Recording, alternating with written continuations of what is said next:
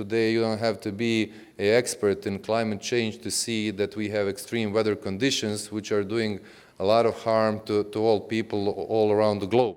Dear President Ivanov, dear Mark, ladies and gentlemen, distinguished guests, young leaders, it's an honor to be here with you today and to have an opportunity to speak at the Ohrid Cultural Diplomacy Forum. I will use this opportunity to discuss a subject that lies at the heart of the prosperous and stable society, the impact of economic development on peace and democracy. These three pillars, economic development, peace, and democracy, are deeply interconnected, and together they form the foundation upon which nations thrive. The ways in which nations grow economically has a far-reaching consequences, shaping the very fabric of their political systems and the peace that sustains them. At its core, economic development refers to the progress of a nation's economy marked by higher standards of living, increased job opportunities, better infrastructure, and sustainable growth. But the significance of economic development goes beyond mere statistics. It influences the social fabric of a nation. In a society where economic development is inclusive and equitable, it fosters peace. When people have access to employment, fair wages, healthcare, and education, the likelihood of conflict and unrest diminishes. Poverty and economic inequality, on the other hand, have historically been breeding grounds for tension, discontent, and even violence. Economic deprivation could lead to desperation, and in such a social context, conflict becomes more likely. In societies where economic development has been robust, we often observe a more peaceful coexistence.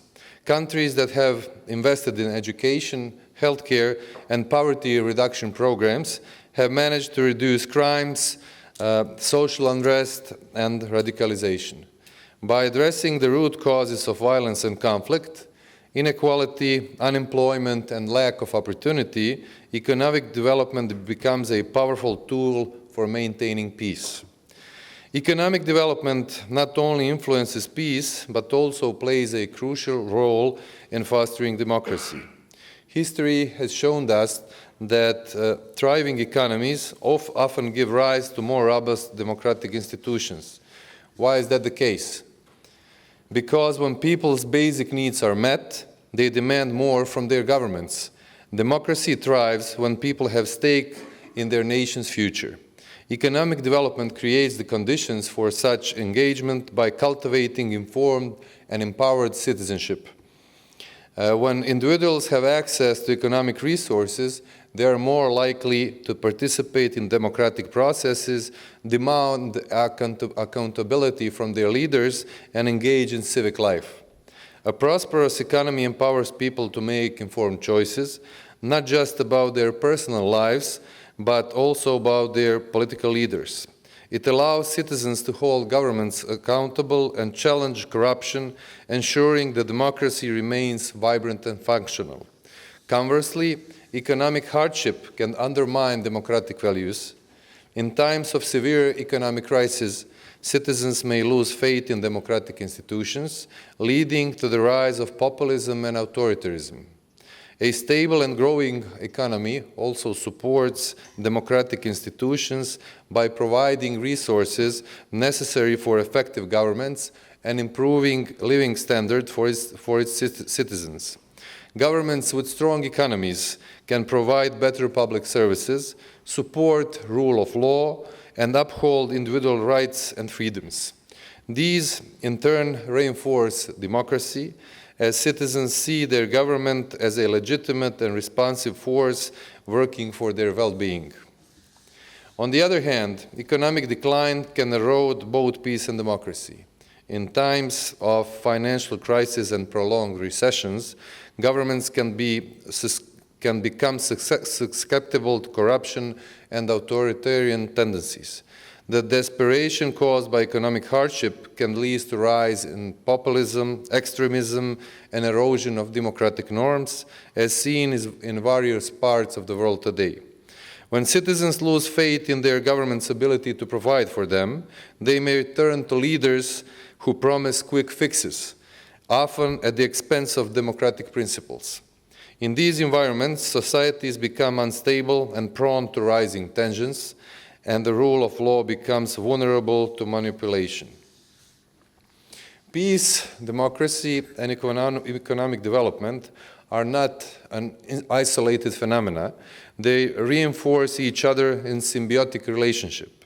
Sustainable economic development is essential for fostering peace, and as it reduces poverty, addresses inequality, and provides opportunities for people to improve their lives.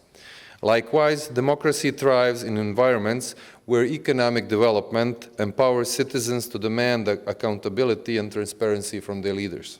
However, achieving this balance requires thoughtful policy making. Economic growth must be inclusive, benefiting all segments of society, from urban elite to rural communities. Governments must invest in education, healthcare, and infrastructure, not just for the sake of growth, but to ensure that development is equitable. A democratic society fosters innovation, attracts investments, and ensures that economic benefits are distributed more equitably. This equitable distribution reduces social tensions and encourages peaceful coexistence. In contrast, in societies where political freedom is suppressed, economic growth may benefit only a few, leading to resentment and potential unrest.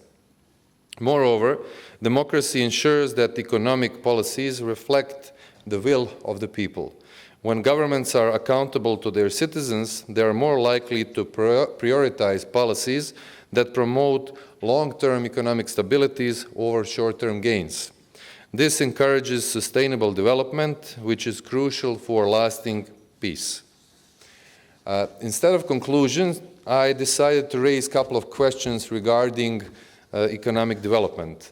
All things I said previously were talking about how economic development has a positive effect on peace and democracy.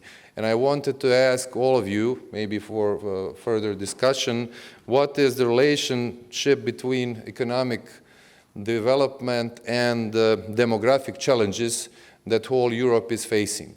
If we're talking about economic development as we see it as a nation's growth of economy, as a growth in living standard, then we would expect to have more babies born.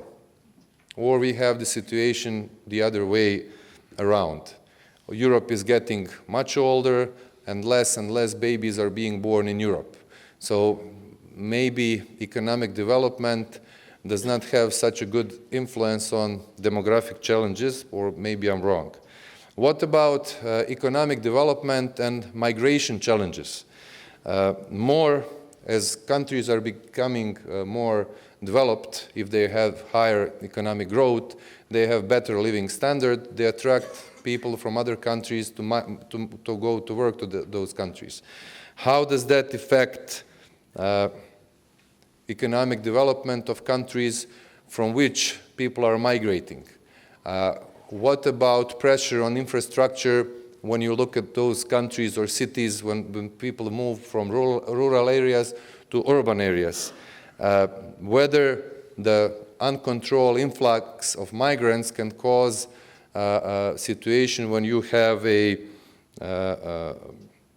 radicalization in certain part of your society, or whether you can get a situation where you have ghettoization. All those things can be discussed in the context of economic development and migration issues. What about the lack of the workforce that whole Europe is basically facing currently? I wanted to ask especially young leaders in the context of economic development, can they afford today affordable housing, which means to buy an apartment or to have a house or to pay a decent rent? Because if you look at the economic development as a situation when you have fair wages for your work, you would be in the situation to buy a house or apartment with that wage. I don't see that happening, and how to solve that situation. What about economic development and climate change challenges? Higher the economic development is, we are facing more climate change challenges. We are having now in Croatia a couple of days ago, and we had big floods. Unfortunately, there were big floods with 23 people died in Bosnia and Herzegovina. So today you don't have to be an expert in climate change to see that we have extreme weather conditions which are doing a lot of harm to all people all around the globe. What about economic development and economic inequalities? We saw that the latest Nobel Prize winners from physics were practically, they are godfathers of artificial intelligence. Whether the artificial intelligence as a main driver of future growth increases economic inequalities among nations, whether that will be a problem for sustaining peace and democracy all around the world. What about things when you look at the problems or challenges of social mobility in the context of economic development? Whether economic development allows people like young leaders here to enhance and if they work hard to go up in the social ladder wherever they work, whether that comes with economic development or not. So these are a couple of things, a couple of issues that I wanted to raise here as questions and to try to have a good discussion afterwards. So thank you very much, and I'm open for all of your questions.